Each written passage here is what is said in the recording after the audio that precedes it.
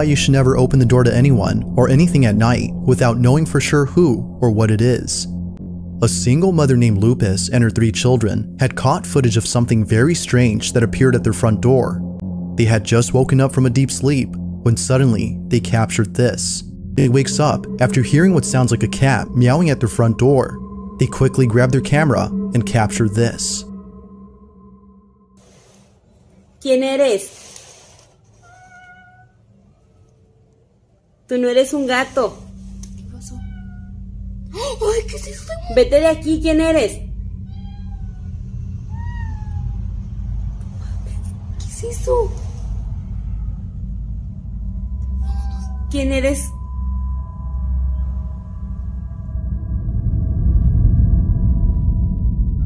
Tú no eres un gato.